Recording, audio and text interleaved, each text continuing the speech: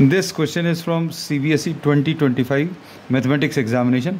The statement of the problem says the diagonals of a parallelogram are given by, ये diagonal पहला वाला 2i minus j plus k है, and दूसरा diagonal, suppose we are writing this as d1 and d2 is given by b, and this b is I plus 3j minus k.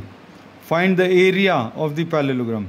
Area of any quadrilateral of or area of any parallelogram or any quadrilateral is half of d1 cross d2.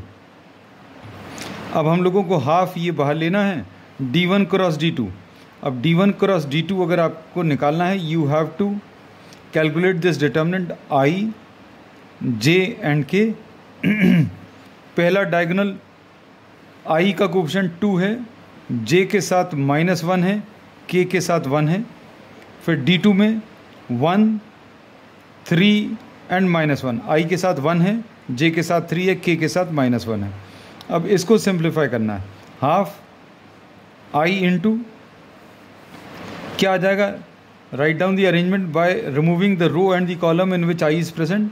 तो -1 1, 3 -1 minus j into an arrangement of numbers obtained by removing the row and the column in which j is present.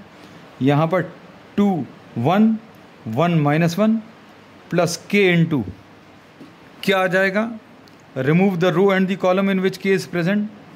k जिस रो में उसको हटा दीजिए, जिस column में उसको हटा दीजिए. 2 -1 1 एंड 3. अब इसको सिंप्लीफाई करेंगे. ये हाफ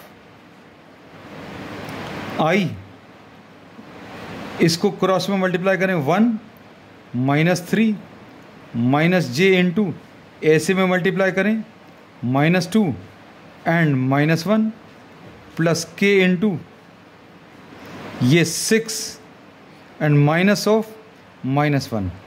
ऐसे में मल्टीप्लिकेशन माइनस करना है. So this will be half -2i plus 3j and plus 7k. So this is the vector form of the area of the parallelogram.